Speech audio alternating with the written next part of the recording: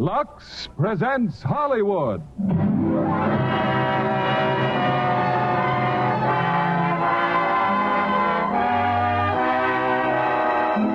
Lever Brothers Company, the makers of Lux Toilet Soap, bring you the Lux Radio Theater, starring Vivien Leigh and Laurence Olivier in Rebecca. Ladies and gentlemen, your producer, Mr. William Keighley.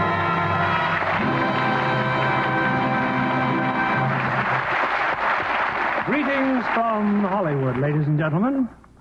The motion picture industry was delighted when Laurence Olivier and Vivien Leigh decided to return to the United States after too long an absence. As you know, they're recognized as two of England's finest artists. We've honored Miss Leigh with our Academy Award for her performance as Scarlett O'Hara and Mr. Olivier for his Hamlet. So I was especially delighted I was able to persuade them to appear on the Lux Radio Theater. Since they're sailing next week for England, their schedule is extremely tight, and we consider it a rare privilege to have them in their first and only radio appearance together on our stage. We chose David O. Selznick's immortal screenplay, Rebecca. First, because of Laurence Olivier's brilliant characterization in his original role of Maxime de Winter. And second, because the role of Mrs. de Winter is tailored to the charm and acting ability of Vivien Leigh. We regret that Sir Lawrence and Lady Olivier can't stay longer in our country. But we hope when they sail next week for England, they'll take along plenty of Lux toilet soap. Vivien Leigh has been a friend of Lux for years. Now, here's our play, starring Laurence Olivier as Maxime de Winter and Vivien Leigh as the woman who tells the story of Rebecca.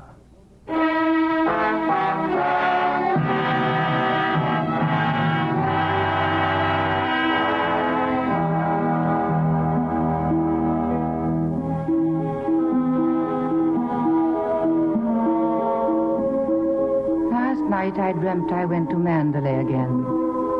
It seemed to me I stood by the iron gate leading to the drive, and for a while I could not enter, for the way was barred to me. Then, like all dreamers, I was possessed of a sudden with supernatural powers, and passed like a spirit through the barrier before me. The drive wound away in front of me, twisting and turning, and finally, there was Mandalay. Mandalay, secretive and silent. Time could not mar the perfect symmetry of those walls, but I knew I looked upon an empty, desolate shell, with no whisper of the past in its staring, blackened windows. We can never go back to Mandalay again. That much is certain. But sometimes in my dreams I do go back, to the strange days of my life which began for me in the south of France. There, on a great cliff towering above the sea, I first saw him. He was looking down, staring at the rocks below. And then suddenly, I thought I saw him about to... No, stop! What the devil are you shouting about? Who are you? What are you staring at? Oh, I'm sorry, I didn't mean to stare, but you were so close to the edge of the cliff, I was afraid that... No, you were. Well, what are you doing here? I was only walking. I came up the path and I... Well, get on with your walking. Don't hang about here screaming. Go on.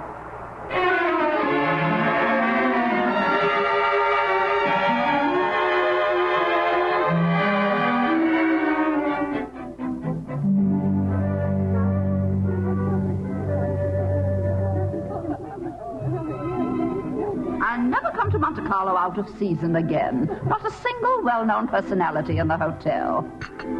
This coffee's stone cold. Waiter, garçon. I don't believe he can hear you, Mrs. Van Hopper. Well, get him. What are you being paid for, girl? Oh, but that's Max de Winter. Look, see him coming this way. What are you looking so surprised about? I saw him today on the cliff path. Mr. de Winter, how do you do? How do you do? I'm Edith Van Hopper. Do you remember me? It's so nice to run into you here. Do sit down and have some coffee. Mr. De Winter's having some coffee with me. You may go. Of course. I'm afraid I must contradict you. We shall both have coffee with me. Garçon, coffee, please. Oui, monsieur. You know, I recognized you just as soon as you came in. Are you playing the tables much here at Monte? No, I'm afraid that sort of thing ceased to amuse me years ago. Oh, I can well understand that. If I had a home like Mandalay, I should certainly never come to Monte. I hear it's one of the biggest places in that part of the country, and you just can't beat it for beauty. Cigarette, Mrs. Van Hopper. Oh, thank you. And you? Oh, no, thank you. And what do you think of Monte Carlo? Or don't you think of it at all? Well, I think it's rather artificial. She's spoiled, Mr. De Winter. That's her trouble. Most girls would give their eyes for the chance to see Monte. Wouldn't that rather defeat the purpose? Oh, now that we've found each other again, I do hope I shall be seeing something of you. Your valet's unpacked for you, I suppose. I'm afraid I don't possess one. Perhaps you'd like to do it for me. Well, this young lady might make herself useful.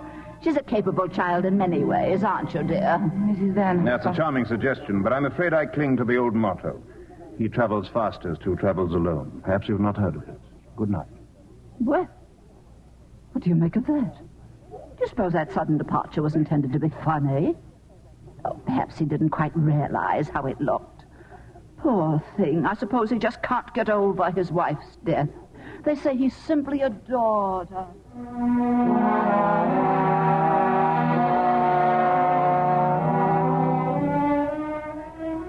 When I came alone to the dining room the following day, he was already there, at the next table. As I sat down, I paid the penalty of my awkwardness. I knocked over a vase of flowers, the water soaking the cloth. Mademoiselle. Oh, I'm so sorry. What a stupid thing to do. You can leave that, waiter. Go and let another place at my table. Mademoiselle will have lunch with me. Oui, monsieur. Oh, no, I couldn't possibly. Why not? Oh, please don't be polite. It's very kind of you, but... I wasn't being polite. I should have asked you to lunch with me even if you hadn't been so clumsy. Sit down. We needn't talk to each other if we don't feel like it. Well, thank you very much. What's happened to your friend? Oh, she's ill in bed with a cold. Oh. I'm sorry I was rude to you yesterday. The only excuse I can offer is that I have become boorish through living alone. You weren't really. You just wanted to be by yourself. Tell me, is Mrs. Van Hopper a friend of yours or just a relation? No, she's my employer. I'm what is known as a paid companion. Oh, I didn't know the companionship could be bought. Is that a sketching pad? Do you sketch? Yes, a little. Were you going sketching this afternoon? Yes? Well, Oh, I haven't made up my mind. I'll drive you somewhere in the car. Oh, no, please don't. I didn't Nonsense, mean nonsense. Order your lunch and we'll get along.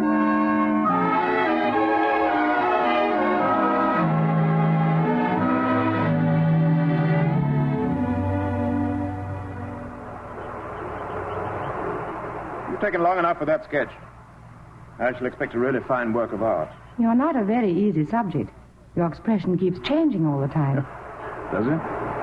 Well, I'd concentrate on the view instead if I were you. It's much more worthwhile. Rather reminds me of our coastline at home. Do you know Cornwall at all? Oh, yes. Yes, I went there once on a holiday. I was in a shop there, and I saw a postcard with a beautiful house on it, right by the sea. And I asked whose house it was, and the old lady said, "That's Mandalay." Yes. Mandalay is beautiful. But to me, it's just the place where I was born and have lived in all my life. Now, I don't suppose I shall ever see it again. Oh. Well, we're lucky not to be home during the bad weather, aren't we? I can't ever remember enjoying swimming in England until June, can you? But the water's so warm here, I could stay in all day. There's a dangerous underturn. There was a man drowned here last year, but I never have any fear of drowning. Have you? Why did you say that? Oh, I said something wrong. I didn't mean to. Come along. I'll take you home.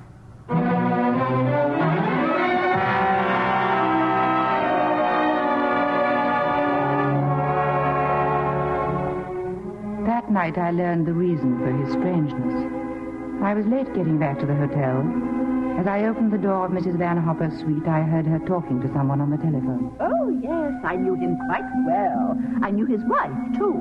She was the beautiful Rebecca Hildreth, you know. The most glamorous creature in all England. She was drowned, poor thing, while she was sailing near Mandalay.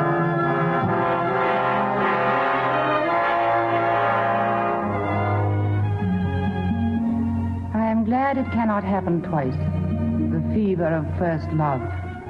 for it is a fever and a burden, too. I have forgotten much of Monte Carlo, of those morning drives with him, of where we went, of what we said. But I have not forgotten how I trembled as I sat beside him.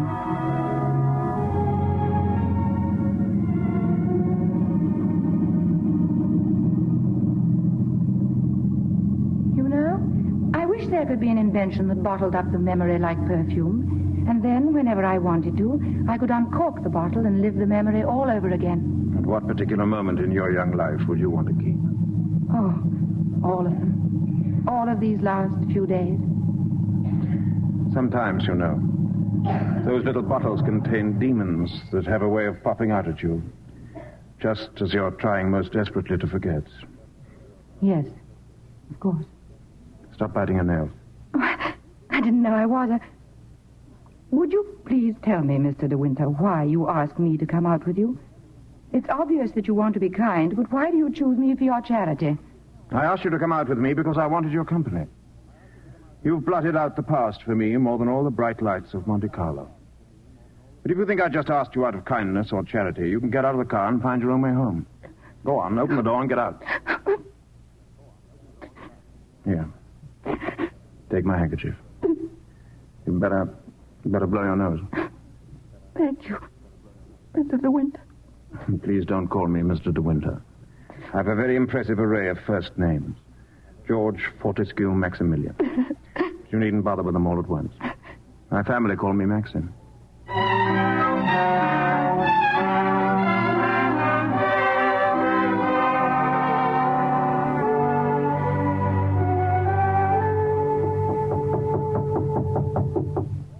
Come in. Well, hello. What are you doing here? Anything the matter?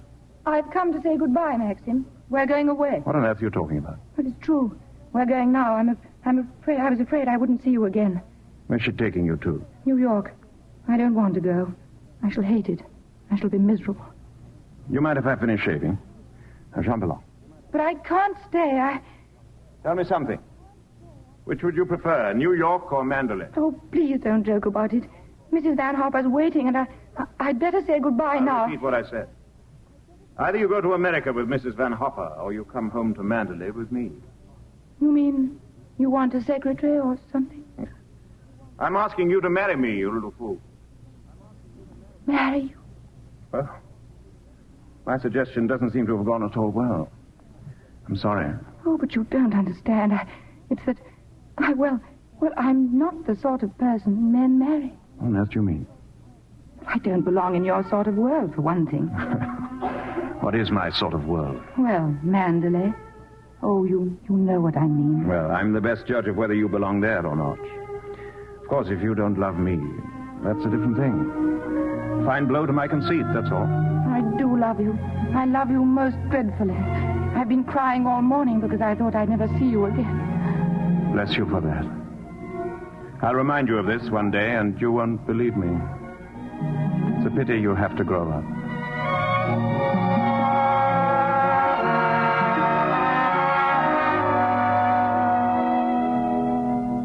I was afraid to tell Mrs. Van Hopper, for I knew what she would say. When we were alone, she congratulated me. But I didn't like her smile. But of course you know why he's marrying you, don't you? The fact is that empty house got on his nerves. He just couldn't go on living alone.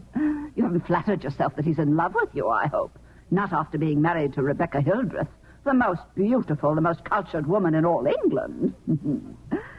Well, goodbye and good luck, Mrs. De Winter.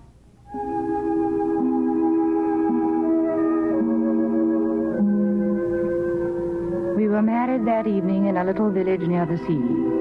And in May, we came to Mandalay. We arrived early in the evening. It was raining as we drove through the high iron gates. The drive twisted and turned as a serpent. And then suddenly, there was the house, Mandalay. A thing of grace and beauty, and yet somehow almost frightening. As we came into the great hall, I saw that it was crowded with people, the staff of the house and the estate. They stood silent and curious, gazing at me. And then someone advanced from the sea of faces. She was tall and gaunt, dressed in deep black, and her prominent cheekbones and hollow eyes gave her a sort of skull's face. This is Mrs. Danvers. You don't have to worry about the house at all, darling. Mrs. Danvers takes care of everything. Good evening, Mrs. Danvers. Good evening, madam. I have everything in readiness for you. Oh, that's very good of you. Will you go to your room now, madam, or will you have tea in the library? Why, I don't think... The room first, Mrs. Danvers. Yes, sir. This way, if you please, madam.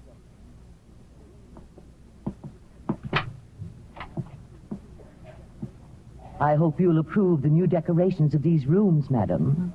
Oh, I didn't know that they'd been changed. What did it look like before? It had an old paper and different hangings. It was never used much, except for occasional visitors. Oh, then it wasn't Mr. De Winter's room originally. No, madam. He has never used the east wing before. The only good view of the sea is from the west wing. The room's very charming, and I'm sure that I shall be comfortable. If there's anything you want done, madam, you have only to tell me. Mrs. Danvers, I suppose you've been at Mandalay for many years. I came here when the first Mrs. De Winter was a bride. I do hope we'll be friends, Mrs. Danvers, but you must be patient with me. This sort of life is new to me, and I do want to make a success of it and to make Mr. De Winter happy, so I know that I can leave all the household arrangements to you. I hope I shall do everything to your satisfaction, madam. I have managed the house since Mrs. De Winter's death, and Mr. De Winter has never complained. I think I'll go downstairs now. Certainly, madam. The room in the west wing I was telling you about is there, through that door. It's not used now. It's the most beautiful room in the house, the only one that looks down across the lawns to the sea. It was Mrs. De Winter's room.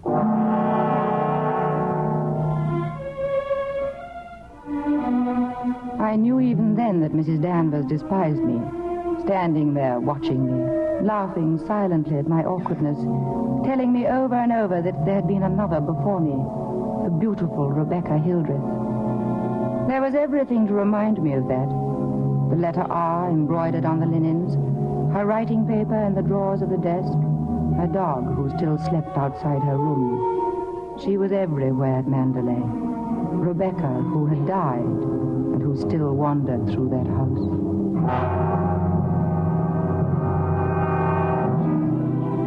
I met someone else the next morning when I came down to breakfast. Oh, good morning. Good morning.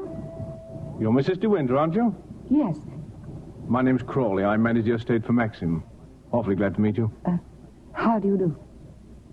Fearful lot of stuff piled up while Maxim was away. Yes, I'm sure there must have been. I do wish I could help you with some of it. Help him? Frank never allows anyone to help him. Like an old mother hen with his bills and rents and taxes. Come on, Frank, we must go over these estimates. I'll get my papers. You'll find quantities of breakfast over there, darling. But you must eat it all, or cook will be mortally offended. I'll do my best, Maxim. Later on this afternoon, maybe, we'll take a walk around the estate. Just you and I, darling. There's a good deal I'd like you to see. I'll be ready, Maxim. Anytime.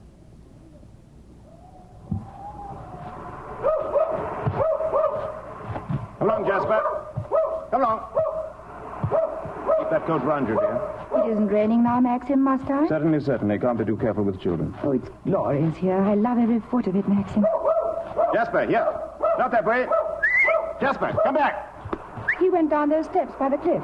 Where does that lead to? It leads to a little cove where we used to keep a boat. Let's go down. No, they're perfectly dull and uninteresting stretch of sand, just like any other. Oh, please, Maxim. Some other time, darling, not today. Listen. Is that Jasper? Well, there must be something wrong. Perhaps he's hurt himself. No, he's all right. Leave him alone, dear. I think I'd better go. No, come back. Don't bother about him, I tell you. He can't come to any harm. He'll find his own way back.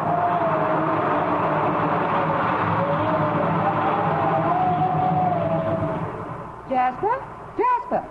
Jasper? Oh, there you are. What do you want in that cottage, Jasper? Come on home. Come on, Jasper. He comes here looking for her. Oh, I didn't know there was anybody. I know that dog. He comes from the house. He ain't yours. No, he is Mr. De Winter's dog. I know that dog. He comes down looking for her. Whose cottage is this? Mrs. De Winter. Oh. Come here, Jasper. You won't tell anyone you saw me in here, will you? Don't you belong on the estate? Yes, but I wasn't doing nothing. I was just putting my shells away. She's gone in the sea, ain't she? She'll never come back no more. No, she'll never come back. Come on, Jasper. Come on, boy.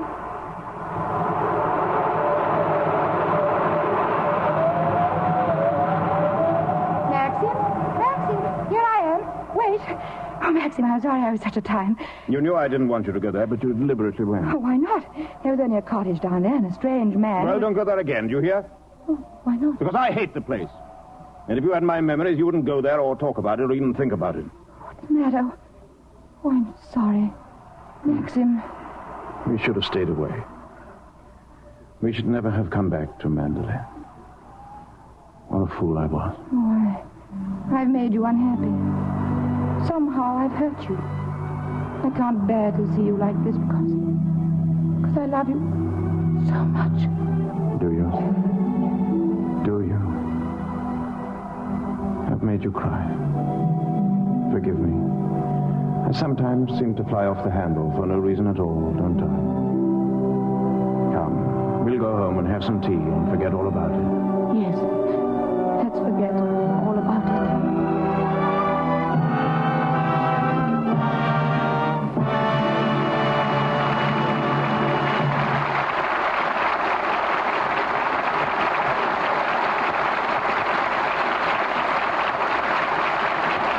In a few moments, we'll bring you Act Two of Rebecca. And now, here's Libby Collins, our Hollywood reporter, to give us the Lux Radio Theater's movie news of the week. What's the good word tonight, Libby? The big news this week, John, is the Hollywood premiere Thursday night of the 20th Century Fox picture All About Eve. Darryl F. Zanuck can be proud of this sophisticated comedy about life behind the footlights. It's going to be a gala event, all right. Everyone wants to see Betty Davis and Ann Baxter in two very dramatic roles. Oh, yes. Betty is a famous star whose career is threatened by an apparently sweet and admiring young actress, played by Ann Baxter. Almost too late, she finds she's befriended a ruthless schemer with no scruples about stealing her career and the man she loves. Ann turns out to be a rather unsympathetic character, doesn't she? Yes, indeed. But she's certainly easy on the eyes. Oh, and what a glamour girl she is in All About Eve. She has charm and vivacity, too. That Lux complexion of hers never looked lovelier than it does in the close-up. Camera close-ups are so revealing. That's why, of course, so many famous stars depend on Lux Soap beauty care. Yes, John. Screen stars can't take chances with million-dollar complexions. Lux Soap gives delicate skin the protecting care it needs. No wonder stars like Ann Baxter wouldn't be without it. There's something about that active lather. It leaves skin looking so fresh. All you do is smooth on that rich, active lather. Work it well in, rinse, and then pat with a soft towel to dry. That's Ann Baxter's daily care, and I think every woman who tries it will be delighted with the new beauty active lather facials give her skin. That's a smart tip, Libby. Lux Soap is as gentle as fine a soap as you can buy for complexion care. Why not get Hollywood's own beauty soap tomorrow? Remember, 9 out of 10 screen stars use fragrant white Lux toilet soap. Now, our producer, Mr. William Keeley. Act Two of Rebecca, starring Laurence Olivier as Maxim and Vivian Lee as Mrs. De Winter.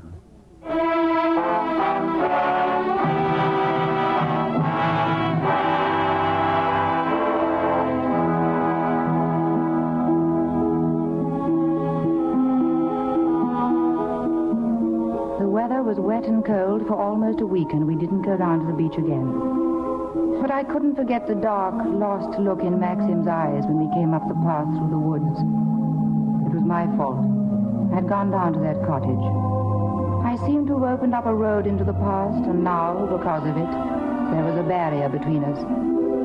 I began to dread any mention of the sea. Until one morning in the library, I was alone with Frank Crawley. Oh, but you're not disturbing me, Mrs. De Winter? Please, if there's something I can explain about the estate. Well, I was down at the cottage on the beach the other day, Mr. Crawley. The place seems to be going to rack and ruin. Are those all Rebecca's things down there? Yes. Yes, they are. What did she use the cottage for? The boat used to be moored near there. The boat? Oh, was that the boat that she was sailing in when she was drowned? Yes, it capsized and sank, and she was washed overboard. Where did they find her? Near Edgecombe, about 40 miles up Channel. About 2 months afterwards. Maxim went up to identify her. It was horrible for him. Yes, it must have been. Mr. Crawley, please don't think me morbidly curious, but would you answer just one more question? If it's something I'm able to answer. Tell me, what was Rebecca really like? I suppose she was the most beautiful creature I ever saw.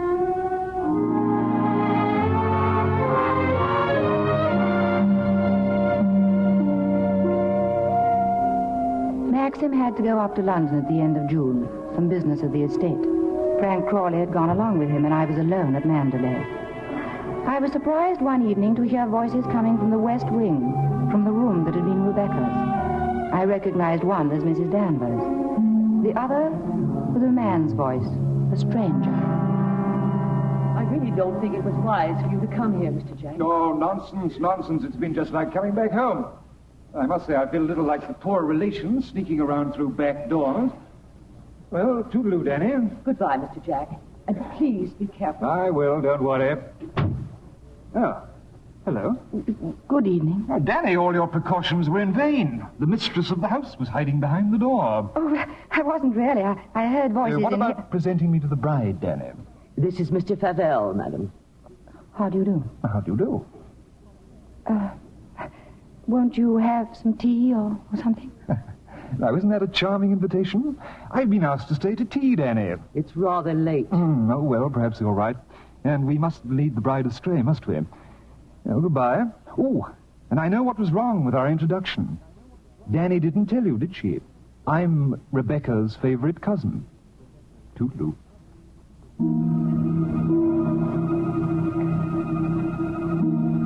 The man went quickly down the stairs, and Mrs. Danvers went after him.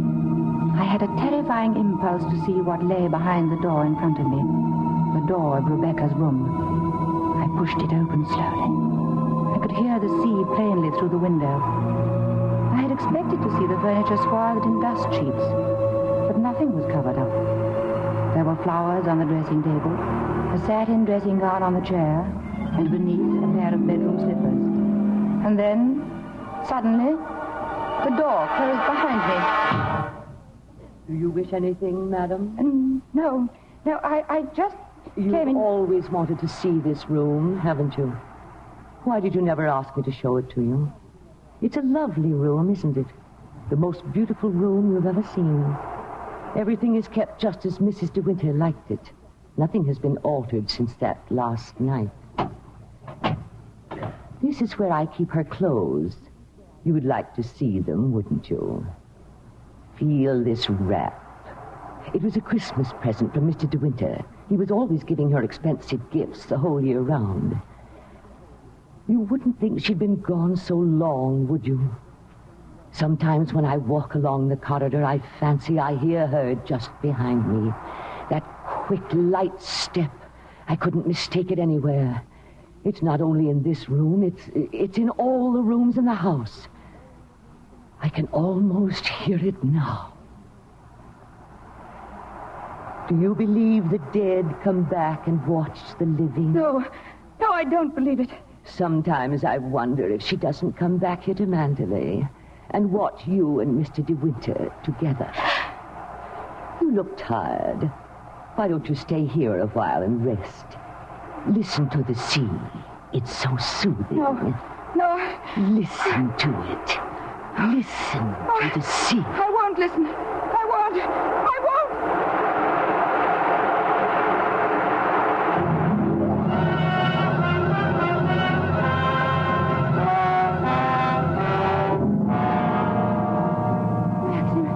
Maxim, I'm so glad you're home again. Hey, you're choking me. Oh, am I? Well, what have you been doing with yourself? Oh, darling, I've been thinking. Could we have a costume ball, just as you used to? Now, what put that idea into your mind? Nothing. I just feel that we ought to do something to make people feel that Mandalay is the same as it always was. Oh, please, darling, could we? All right, if you think you'd enjoy it. You'd better get Mrs. Danvers to help you, hadn't you? No, I don't need Mrs. Danvers to help me. I can do it by myself, Maxim. Oh. All right, my sweet, I'm sure you can.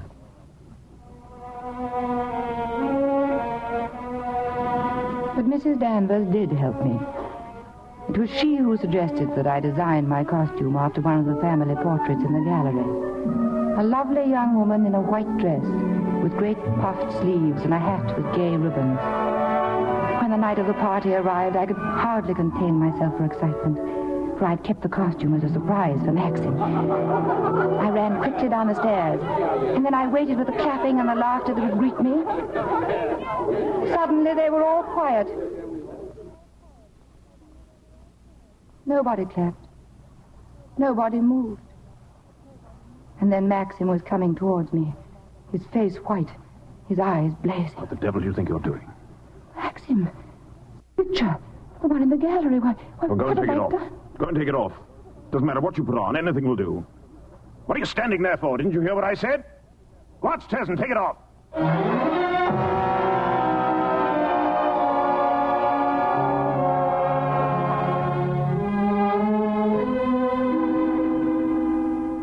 May I help you with another gown, madam?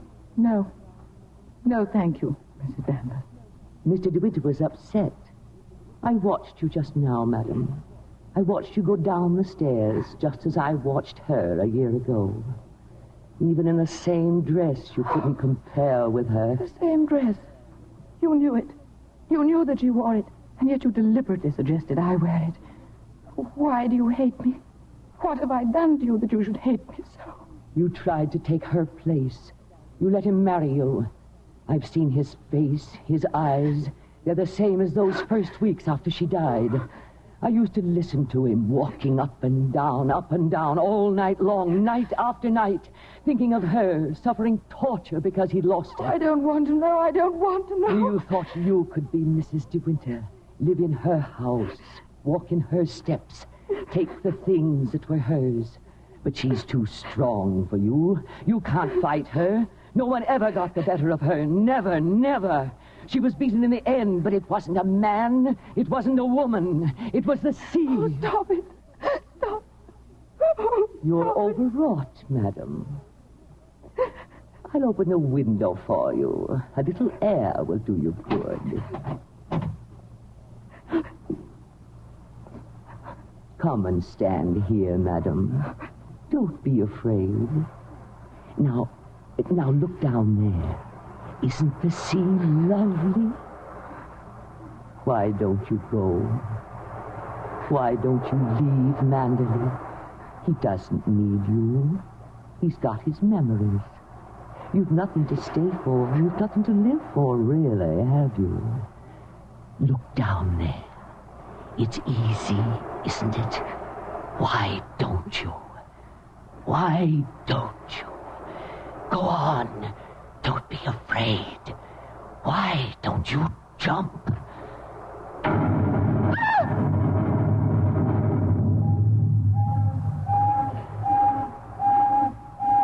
What is it? What's that noise? Maxim! Maxim! Maxim! Where are you? Maxim!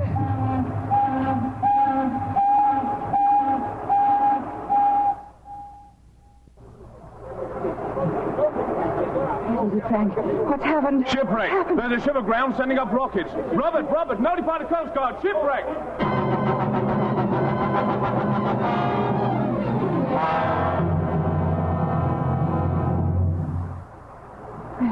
Frank, have you seen Maxim on the beach? Not since half an hour ago. He hasn't been in the house all night. I'm afraid something might have happened to him. Frank, what's the matter? You look terribly worried. Well, the diver who went down to inspect the bottom of the ship came across the hull of another boat. A little sailboat. Frank, is it... Yes, it's Rebecca's boat. Rebecca's? Oh, why did they have to find it? Why couldn't they have left it there in peace at the bottom of the sea? Poor Maxim. It will be so hard on him. Yes, it's going to bring it all back again. And worse than before.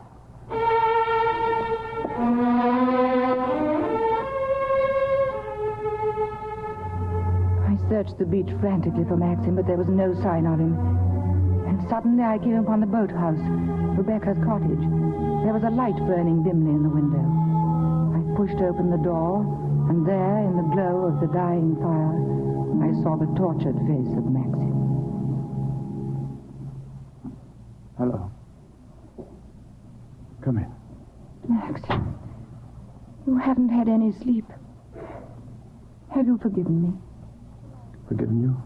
For last night, for my stupidity about the costume. Oh, that. I'd forgotten. Oh, Maxim, can't we start all over again? I don't ask that you should love me. I won't ask impossible things. I'll be your friend and companion. I'll be happy with that. You love me very much, don't you? But it's too late, my darling. We've lost our little chance of happiness. No, Maxim. Yes. No. It's all over now. Rebecca has won. Her shadow has been between us all the time, keeping us from one another. She knew this would happen. What are you saying? They sent a diver down. He found another boat. I know. Rebecca's boat. Yes. The diver made another discovery. He broke one of the ports and looked into the cabin. There was a body in there. Body? Then she wasn't alone. There was someone sailing with her. You don't understand. There was no one with her. It's Rebecca's body lying there on the cabin floor. No. The woman that was washed up at Edgecombe. The woman that is now buried in the family crypt. That was not Rebecca. That was the body of some unknown woman, unclaimed, belonging nowhere. I identified it, but I knew it wasn't Rebecca. I knew where Rebecca's body was, lying on that cabin floor on the bottom of the sea. Maxim, how did you know? Because I put it there. You? Will you look into my eyes and tell me that you love me now? Maxim. See, I was right. It's too late. No, it's not too late. You're not to say that. We can't lose each other now. We must be together always, always. We may only have a few hours, a few days. Oh, Maxim, why didn't you tell me before? Sometimes I nearly did, but you never seemed close enough. How could we be close when I knew you were always thinking of Rebecca? How could I even ask you to love me when I knew that you loved Rebecca still? What are you talking about? You thought I loved Rebecca? I hated her. Hated her? Oh, I was carried away by her, enchanted by her, as everyone was. But I never had a moment's happiness with her. She was incapable of love, or tenderness, or decency. You didn't love her? Remember that cliff where you first saw me in Monte Carlo? Well, I went there with Rebecca on our honeymoon. That was where I found out about her. 4 days after we were married. She stood there, laughing, her black hair blowing in the wind, and told me all about herself. Things I'll never tell a living soul. I wanted to kill her. I'll make a bargain with you, she said. You look rather foolish trying to divorce me now after 4 days of marriage. So I'll play the part of a devoted wife, mistress of your precious Mandalay. And people will visit us and envy us and say we're the luckiest, happiest couple in the country. What a grand joke it'll be. What a triumph. I should never have accepted her dirty bargain, but I did. And I kept it. So did she, apparently. But after a while, she began to grow careless. She took a flat in London and she'd stay away for days at a time. Then she started to bring her friends down here. I warned her, but she only shrugged her shoulders. Then there was a cousin of hers, a man named Favell. Yes, I know him. He came the day you went to London. Why didn't you tell me? I didn't like to. I thought it would remind you of Rebecca. Remind me? As if I needed reminding. Favell used to visit her here in this cottage. I found out about it, and I warned her that if he came here again, I'd shoot them both. One night, when I found that she'd come back quietly from London, I thought that Fabel was with her. I decided to come down here and have it out with both of them. But she was alone. She was lying on the divan. She looked ill. Queer. Suddenly she got up, started to walk toward me. "And I have a child," she said. "Neither you nor anyone else can ever prove it wasn't yours. You'd like to have an heir, wouldn't you, Max, for your precious Mandalay?" And she started to laugh. "How funny," she said. "I'll be the perfect mother just as I've been the perfect wife. And no one will ever know." He was face to face with me. She was smiling. "Well, Max, what are you going to do about it? Aren't you going to kill me?" I suppose I went mad for a moment. I must have struck her. She stood staring at me. She looked almost triumphant. And then she started toward me again, smiling. Suddenly she stumbled and fell. And I looked down. Ages afterwards, it seemed. She was lying on the floor. She'd struck her head on a heavy piece of ship's tackle. I remember wondering why she was still smiling. And then I realized she was dead. But you didn't kill her. It was an accident. Who would believe me? I lost my head. I knew I had to do something, anything. I carried her out to the boat. I put her in the cabin. When the boat seemed a safe distance from the shore, I took a spike and drove it again and again through the planking of the hull. I opened up the seacocks, and the water began to come in fast. Then I climbed over into the dinghy and pulled away. Then I saw the boat keel over and sink. It started to rain. Maxim, does anyone else know this? No one. Then you must explain it. It's got to be the body of someone you've never seen before. No, they're bound to know her. Her rings and bracelets, she always wore them. They'll identify her body. Then they'll remember that other woman. The other woman buried in the crypt. Maxim. I've done a very selfish thing in marrying you. I've loved you, my darling. I shall always love you. But I've known all along that Rebecca would win in the end. No, she hasn't won. No matter what happens now, she hasn't won. Well, hello, Frank. Who? Colonel Julian? Well,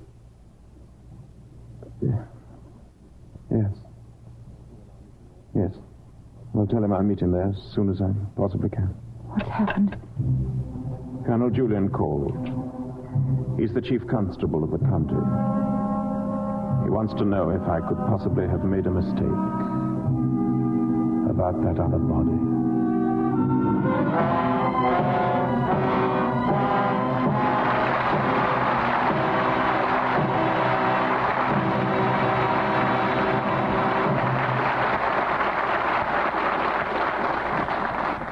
In a few moments, we'll return with the third act of Rebecca. Acting in a school play often leads to more than local fame.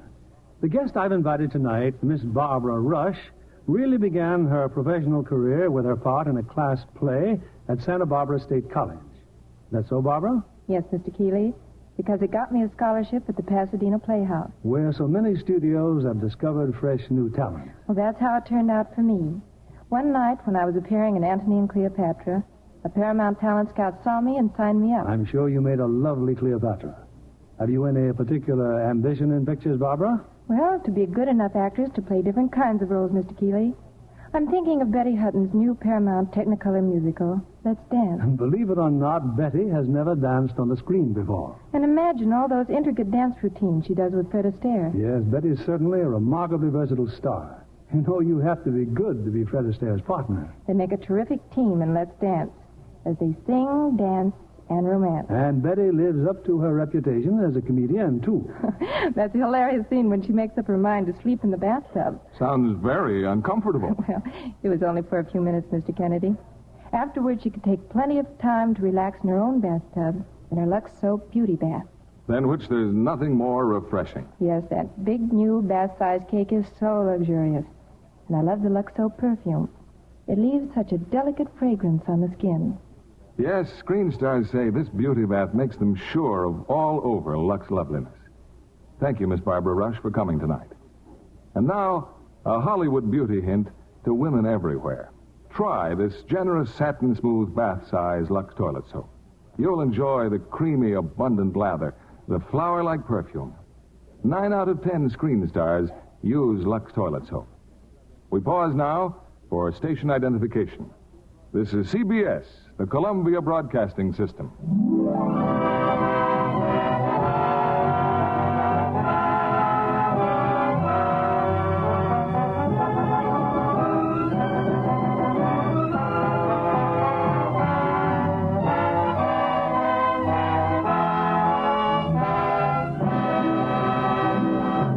The curtain rises on Act 3 of Rebecca, starring Laurence Olivier as Maxime de Winter and Vivian Lee as Mrs. de Winter.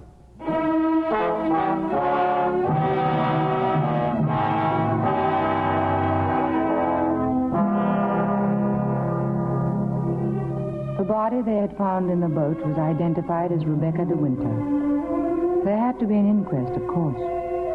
Maxim was calm, almost too calm. I think that frightened me even more. Sorry to drag you back for further questioning, Mr. De Winter, but you've heard the statement of the boat builder, Mr. Tabb. I wonder if you can help us in any way.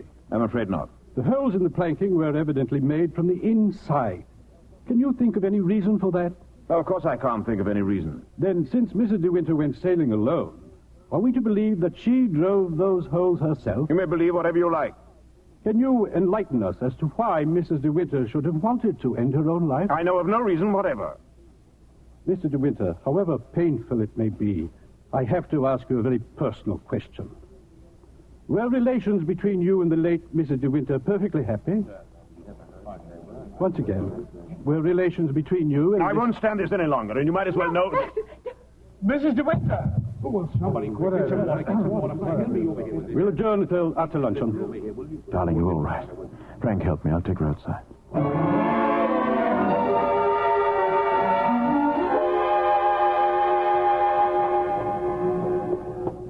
Careful, darling. There's no rush. I'll take you to the car. It was very foolish of me, fainting like that. Hello. Maxim, it's Fabel. And how does the bride find herself today? What do you want, Fabel? How are you, Max? I was rather worried about you when I heard about the inquest. That's why I came down. I'm touched by your solicitude, but My if you don't guess mind... is they'll turn in a verdict of suicide. And that is, of course, unless something unforeseen occurs. What do you mean? Well, I have a strong feeling that before the day is out, somebody's going to make use of that rather expressive, though old-fashioned term, foul play. Go on. You see, Max, I find myself in a rather awkward position. You've only got to read this note to understand. It's from Rebecca. She wrote it to me the day she died. Oh, I'm not going to bother you with the contents now, but I can assure you that it's not the note of a woman who intends to drown herself the same night. You know, Max, I've often wondered what it would be like to retire to the country. Have a nice little place with a few acres of shooting. I've never figured out what it would cost a year, but I'd like to talk about it with you. Darling, Mr. Fabel and I have a little business transaction on hand. I think we'd better conduct it over at the inn. I may have a private room there. Maxim. You all right now, dear? Yes, but I... Well, Frank will be here in a moment. Ask him to find Colonel Julian. Then bring them both over to the inn immediately. Come on, Fabel, let's go.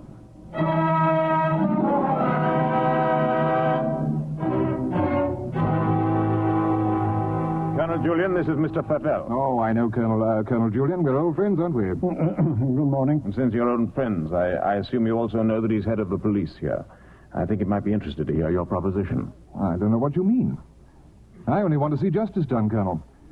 The evidence suggested certain possible theories concerning Rebecca's death. One of them, of course, is suicide. And now I have a little note here which puts that possibility quite out of court. Will you read it, Colonel? Jack, darling, I've just seen the doctor, and I'm going to Mandalay right away. I shall be at the cottage all this evening and shall leave the door open for you. I have something terribly important to tell you. Rebecca. Now, does that look like the note of a woman who had made up her mind to kill herself? Now, come, Colonel, as an officer of the law, don't you feel that there's some slight grounds for suspicion? Of murder? Or what else? It's blackmail, pure and simple. Blackmail's not so pure nor so simple, Mr. Crawley. Mr. Favell, perhaps you can provide us also with a motive. I knew you were going to bring that up, Colonel. Yes, I'll supply that, too. What's he going to do? You come in, Mrs. Danvers. Thank you. Colonel Julian, Mrs. Danvers. I believe you know everyone else, Danny. Mrs. Danvers, there are a few questions... No offense, Colonel, but I think if I put this to Danny, she'll understand it more easily. Danny, who was Rebecca's doctor? Mrs. De Winter always had Dr. McLean from the village. No, you heard. I said Rebecca's doctor in London. We know that Rebecca went to a doctor in London on the last day of her life. Who was it? I don't know. Oh, I understand, Danny. You're trying to defend her. But that's what I'm doing. Mrs. Danvers, it has been suggested that Mrs. De Winter was deliberately murdered. Murdered? There you have it in a nutshell, Danny. But there's one more thing you'll want to know. The name of the murderer. George Fortescue Maximilian De Winter. Well, Danny? There was a doctor. Mrs. De Winter sometimes went to him privately. What was his name? Dr. Baker. 165 Goldhoff Road, Shepherd's Bush. There you are, Colonel. There's where you'll find your motive. He'll tell you why Rebecca went to him, to confirm the fact that she was going to have a child, a sweet, curly-headed little child. She told Max about it. And so, like the gentleman of the old school that he is, he killed her. Maxim, I'm afraid we shall have to question this, Dr. Baker. I'm ready to leave now, if you wish. Maxim, let me go with you. Please, darling, wait for me at Mandalay. I'll be back first thing in the morning.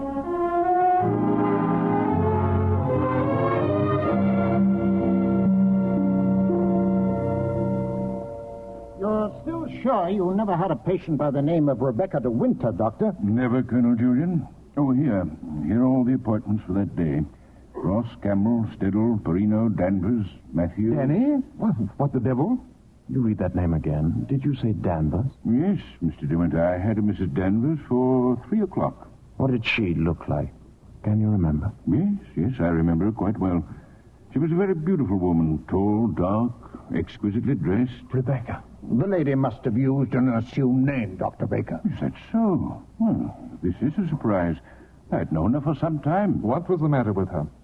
My dear sir, there are certain Could ethics. you possibly supply a reason, Dr. Baker, for Mrs. De Winter's suicide? For her murder, you mean? She was going to have a child, wasn't she? Come on, out with it. No, she was not, Mr. Favell. She was very seriously ill. She was not going to have a child. That was what she thought, but my diagnosis was quite different. She wanted the truth, and I told her. She had only a few months to live. A few months? Perhaps even less. There was nothing that could be done, nothing that she could do, except wait. Did she say anything when you told her? She smiled in a queer sort of way, and... Oh, yes, I remember she said something that struck me as being very peculiar at the time. When I told her it was a matter of months, she said, "Oh, no, Doctor. Not that long." Thank you. You've been very kind. You've told us all we wanted to know. I should like to have a talk with you, Mr. Favell. I didn't know that... Will we be needed any further at the inquest, Colonel Julian? No, I can see to it that Maxim's not troubled any further. Thank you, Colonel.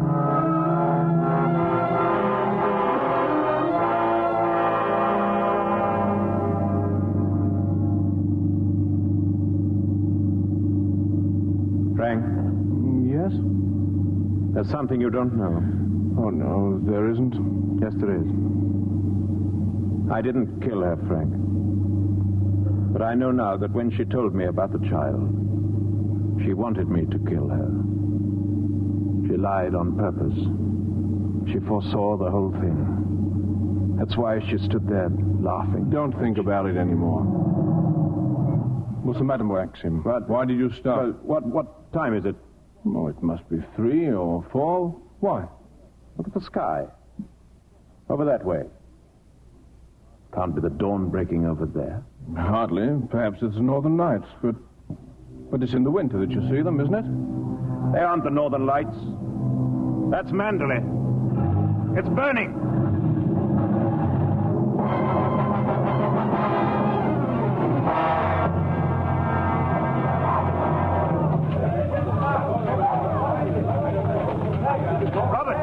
Robert, have you seen Mrs. De Winter? Where is she? Maxim, here. Oh, thank heaven you've come back. Are you all right? Yes, I'm all right. But Mrs. Danvers, she's gone mad.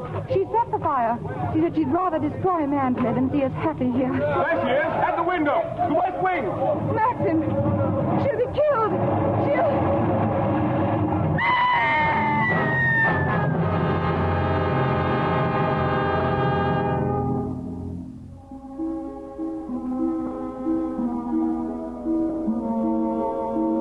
Last night I dreamt I went to Mandalay again. As I stood there, hushed and still, I could swear that the house was not an empty shell, but lived and breathed as it had long ago. But Mandalay is no more, and we are happy now, Maxim and I, for all our fears and suffering lie buried in its ruins.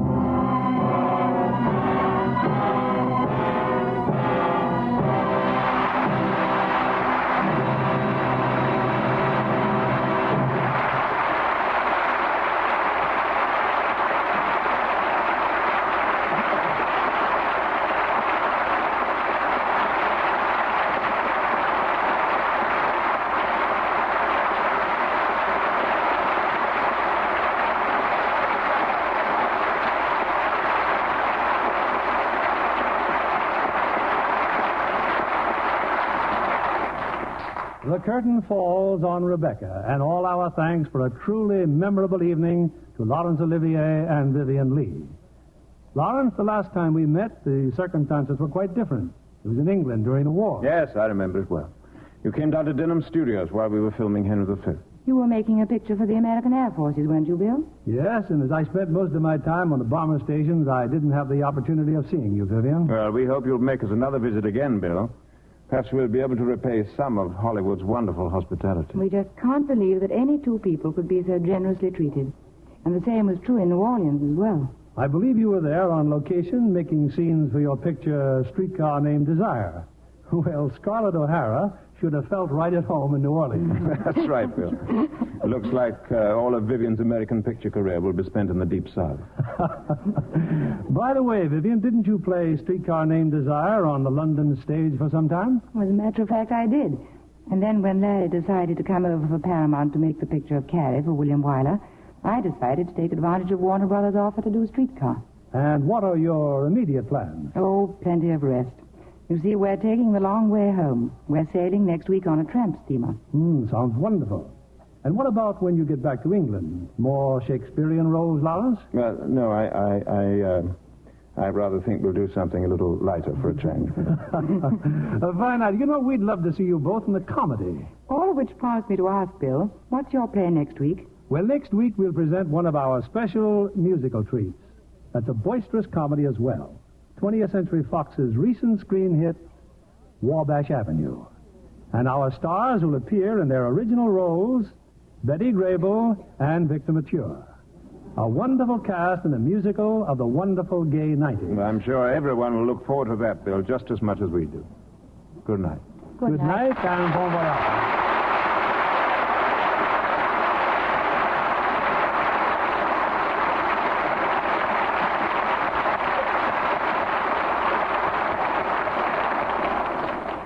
Who is this Hollywood star? She was born in Paris, but speaks English without a trace of an accent. An Academy Award winner, she's also one of Hollywood's best-dressed stars and always wears bangs. A fashion leader with bangs, huh? Mm-hmm. I nominate Claudette Colbert. Claudette it is, John. She's a perfectionist in her clothes as well as in her work. She insists on Lux Flakes care for all her lovely washables, from exquisite suit blouses to flannels, ski shirts, and soft wool sweaters. Actual washing tests prove this gentle care keeps colors at their loveliest up to 3 times as long. No wonder Hollywood stars won't risk ordinary washing methods for their glamorous wardrobe. Take Claudette Colbert's tip. Give all your nice washables that lovely Lux look. Get a big box of Lux Flakes tomorrow.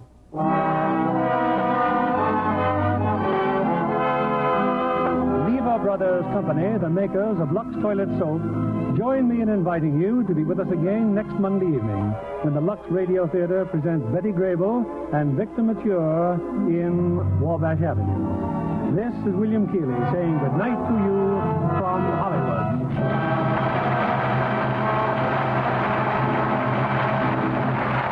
Heard our cast tonight were Betty Blythe as Mrs. Danvers, John Dodsworth as Flavel, and Eleanor Audley as Mrs. Van Hopper. Our music was directed by Rudy Schrager. This is your announcer, John Milton Kennedy, reminding you to join us again next Monday night to hear Wabash Avenue, starring Betty Grable and Victor Mature. Stay tuned for My Friend Irma, which follows over these same stations. This is CBS, the Columbia Broadcasting System.